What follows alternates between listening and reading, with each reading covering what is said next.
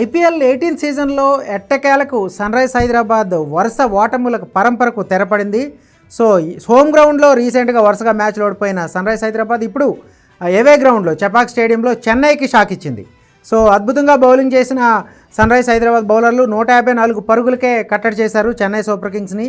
ఒక 2 paced wicket మీద Chennai Super Kings మంచిగానే స్టార్ట్ చేసినప్పటికీ మిడిల్ ఓవర్స్లో స్టార్టింగ్లో వికెట్ కోల్పోయినా మిడిల్ ఓవర్స్లో పుంజుకున్నప్పటికి కూడా చివరిలో అద్భుతంగా కట్టడి చేశారు. ఒక దశలో 160, 170 స్కోర్ వెళ్తుంది అనుకున్న దశలో సన్రైజ్ హైదరాబాద్ బౌలర్లు నిలకడగా రాణించారు. సో ఎక్కడా కూడా అవకాశం ఇవ్వకుండా కంట్రోల్ చేశారు. సో ఏదైతే చెన్నై సూపర్ కింగ్స్ బ్యాటింగ్ లైనప్ని ధోని కానీ రవీంద్ర జడేజా అండ్ శివన్ దూబే లాంటి కీలక వికెట్లను కీలక సమయంలో తీసి వాళ్ళ జోరుకి కట్టడి చేశారని చెప్పుకోవాలి.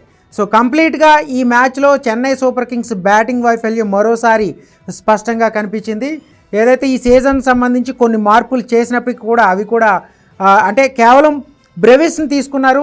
రవీంద్రని డ్రాప్ చేసి బ్రెవిస్ని తీసుకున్నారు. బ్రెవిస్ మాత్రం సక్సెస్ అయ్యాడు. సో తనకు వచ్చిన అవకాశాన్ని నిలబెట్టుకుంటూ 44 రన్స్ చేశాడు. అంటే ఒక కీలక ఇన్నింగ్స్ ఆడడం వల్లే బ్రెవిస్ కీలక ఇన్నింగ్స్ ఆడడం వల్ల చెన్నై స్కోర్ కనీసం 150 పరుగులైనా దాటగలిగింది. సో చేజింగ్లో స్టార్టింగ్లో ఫస్ట్ రెండో బాల్కే వికెట్ కోల్పోయింది. అభిషేక్ శర్మ డక్అవుట్ అయ్యాడు.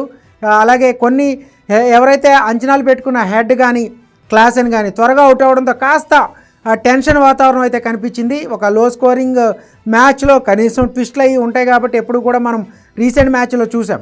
సో అదేమన్నా అటువంటి పరిస్థితి ఏమైనా వస్తుందేమని చెప్పేసి చాలామంది ఎక్స్పెక్ట్ చేశారు. ఎందుకంటే ధోని కెప్టెన్సీలో వాళ్ళ బౌలింగ్ కూడా చెన్నై సూపర్ కింగ్స్ బౌలింగ్ స్పిన్కి కాస్త సెకండ్ ఇన్నింగ్స్ చేజింగ్ సమయంలో ఉన్నప్పటికీ కూడా స్లో బౌలర్లకి కాస్త పిచ్ అనుకూలంగా ఉండడంతో స్పిన్నర్లకే కూడా వికెట్లు పడ్డాయి. సన్రైజ్ హైదరాబాద్ 5 వికెట్లలో స్పిన్నర్లకే పడ్డాయి వికెట్లు. సో అక్కడ కాస్త టెన్షన్ వాతావరణం కనిపించినా కూడా మనకి కమిందు మెండిస్ చివరిలో ఒక ఆల్రౌండర్గా తను ఏదైతే ఈ సీజన్లో అరంగేట్రం చేసిన దగ్గర నుంచి పూర్తి స్థాయిలో మెరిపించని కమిందు మెండిస్ ఈ మ్యాచ్లో ఒక కీలక ఇన్నింగ్స్ ఆడాడు. సో నితీష్ కుమార్ రెడ్డితో కలిసి ఒక మ్యాచ్ను ఫినిష్ చేశాడు.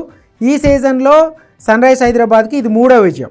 ఏదైతే ఫస్ట్ రాజస్థాన్ మీద తర్వాత పంజాబ్ మీద గెలిచిన సన్రైజ్కి వరుసగా ఓటముల తర్వాత ఇది 3వ విజయం. At the same time Chennai Super కింగ్స్కి ఇది 7వ ఓటమి. సో 9 మ్యాచ్ల్లో కేవలం 2 మ్యాచ్ల్లో గెలిచారు చెన్నై సూపర్ కింగ్స్. 7 మ్యాచ్ల్లో ఓడిపోయారు. సో ఇక 5 మ్యాచ్లు మాత్రమే మిగిలిపోయినాయి. 5 గెలిచినా కూడా వాళ్ళు ఖచ్చితంగా ప్లే ఆఫ్ చేరలేని పరిస్థితి దాదాపుగా కన్ఫర్మ్ అయిపోయింది. ఇక ప్లే ఆఫ్ అవకాశాలు దాదాపుగా దూరం చేసుకుంది చెన్నై సూపర్ కింగ్స్ ఈ ఓటమితో. మనం ముందు నుంచి అనుకుంటున్నట్టు ఈ మ్యాచ్లో ఎవరు గెలిస్తే వాళ్ళకి కొంచెం లిటిల్ బిట్ ఆఫ్ హోప్ ఉంటుంది ప్లే ఆఫ్కి.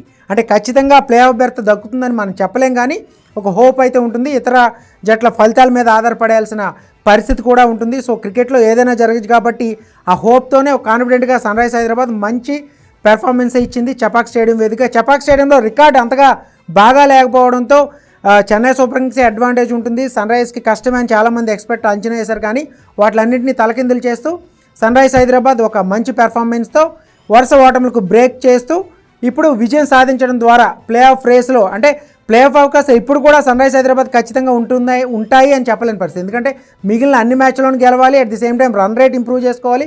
ఈ మ్యాచ్లో కూడా చివరి వరకు ఆడాల్సి వచ్చింది. సో రన్ రేట్ కూడా పెద్దగా ఇంప్రూవ్ కాలేదు, పొజిషన్ ఇంప్రూవ్ అయినప్పటికీ కూడా. సో మిగిలిన మ్యాచ్లో కూడా మంచి రన్ రేట్తో ఇంప్రూవ్ చేసుకోగలిగితే మిగిలిన మ్యాచ్ల ఫలితాల మీద ఆధారపడితే మాత్రం ఎక్కడో ఒక చిన్న లిటిల్ బిట్ హోప్ అయితే ఉంటుంది. మొత్తం మీద వరుస పరాజయాలకు వాళ్ళ పరంపరకు బ్రేక్ పడడంతో ఎస్ఆర్హెచ్ ఫ్యాన్స్ ఫుల్ జోష్లో ఉన్నారు.